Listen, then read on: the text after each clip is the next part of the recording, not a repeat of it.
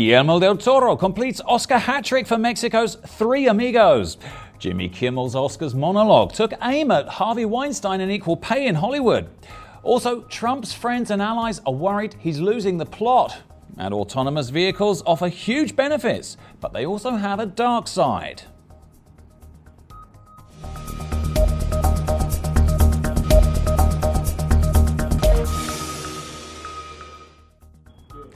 Hello and welcome to today's edition of Mexico News Network's Breaking News Business. I'm Elliot Bullman. Let's go to the information. Guillermo del Toro's Best Director gong at Sunday's Oscars makes this the fourth time a Mexican filmmaker received the prize in 5 years, all with unconventional films. Alejandro G. Iñárritu won in 2015 for Birdman, the bizarrely hilarious tale of an aging superhero actor trying to get serious on Broadway. And he did it again in 2016 with The Revenant, a radically different Western focused on a quest for revenge in sub-zero temperatures. Alfonso Cuarón triumphed in 2014 with Gravity, a sci-fi story that many said was impossible to make, before it made over $723 million at the worldwide box office. The three directors, close friends, who are often referred to in the industry as the Three Amigos, have transformed their nation's fortunes at the Academy Awards while proving major draws at the international box office. All three have proved as adept at managing grand Hollywood productions as they are at working on smaller homegrown films.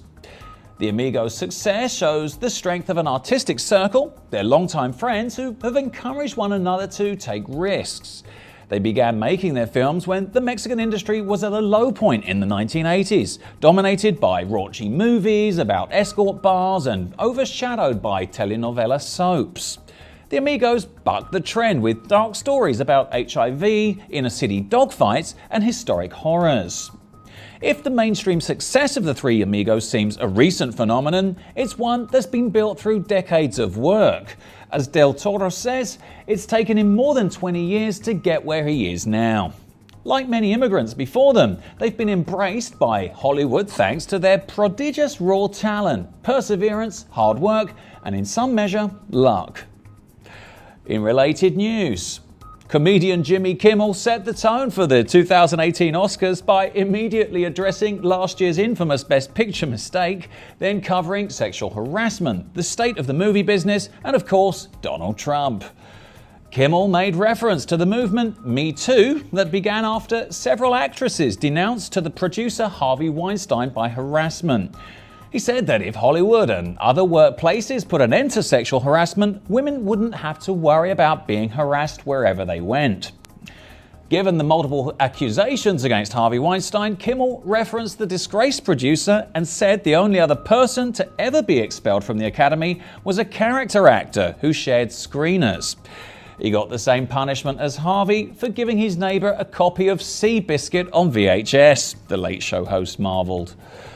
He quipped about the pay gap between men and women, using the case of Mark Wahlberg and Michelle Williams on All the Money in the World, as the audience applauded Wahlberg for donating his out-of-proportion $1.5 million to the Time's Up Legal Defense Fund. Kimmel also referenced Black Panther crushing the box office competition and women only directing 11% of films. Kimmel said he could remember the time when studio executives didn't believe a film with a minority or female lead would get support from studio executives. He also talked about the films Get Out, Call Me By Your Name, and All the Money in the World, the latter having Christopher Plummer as the oldest nominee this time. Moving on. President Donald Trump has become increasingly emotional and unstable in recent weeks, and his friends blame this on his obsession with TV coverage and defensiveness in the face of perceived attacks against him. As Trump becomes ever more focused on perceived attacks, constantly obsesses over TV coverage, and lashes out at friends and foes alike in public, many close to him say he's approaching pure madness, according to the Washington Post. Retired General Barry McCaffrey didn't mince his words about Trump's current mental state, saying that he thinks the president is starting to wobble in his emotional stability, and it's not going to end well. Trump's judgment is fundamentally flawed, and the more pressure put on him and the more isolated he becomes, he thinks his ability to do harm is going to increase. The Trump administration has been hampered by a quickening Russia investigation led both by the House Intelligence Committee and Special Counsel Robert Mueller, who's reportedly working his way up the food chain and may be eyeing Trump himself. Also, White House Communications Director Hope Hicks testified before the Committee on Russian Election Interference on Tuesday and then announced her resignation on Wednesday. Hicks's departure will be a huge loss for Trump, who has fewer and fewer close trusted allies in his White House. Also, Trump's son-in-law and senior advisor Jared Kushner also just lost his top secret security clearance and got embroiled in several scandals simultaneously. Trump has recently undertaken significant policy measures like the planned tariffs on steel and aluminum without consulting or even reviewing them with his advisors. Many people voted for Trump in order to throw a hand grenade into national politics. And now it seems he's done the same thing to Capitol Hill. And no one knows from a tweet to an exchange in an Oval Office meeting what's coming next. In other news, a new kind of vehicle is taking to the roads and people are not sure what to make of it. Is it safe? How will it get along with other road users? Will it really shake up the way we travel? These questions are being asked today about autonomous vehicles, or AVs. AVs are poised to rewrite the rules of transport, and there's a danger that the same mistake will be made all over again as with motor vehicles.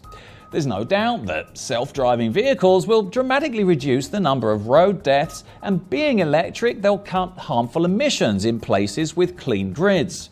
Clever routing, closer spacing between vehicles, and dynamic congestion charging could cut traffic.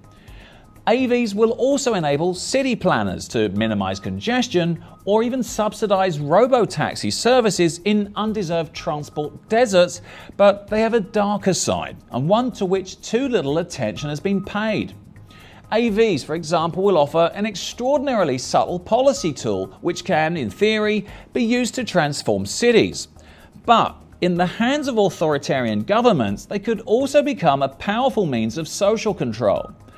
Collectively, they represent a seismic shift for society. AVs offer passengers freedom from accidents, pollution, congestion, and the bother of trying to find a parking space. But they'll require other freedoms to be given up in return, especially the ability to drive your own vehicle anywhere. Choices about who can go where, when, and how are inescapably political in nature. Today, the danger is that AVs will be treated merely as a technological solution to the problems associated with cars, and that once again, the wider impacts will be overlooked. AVs have the potential to transform physical transport as radically as packet switching transformed the delivery of data. As with the internet, realizing their benefits is a matter of politics as well as technology. And finally, let's take a brief look at the markets. The Mexican peso decreased 0.62% to 18.67 from 18.79 in the previous trading session. On the other hand, the IPC Mexico increased 0.36% to 47,721 from 47,548 in the previous trading session. This was all for today. Thank you for staying with us. I'm Elliot Bullman. Remember to follow us on Facebook, Twitter, and Google+, and log on to MexicoNewsNetwork.com for more information on Mexico and the world. Until next time.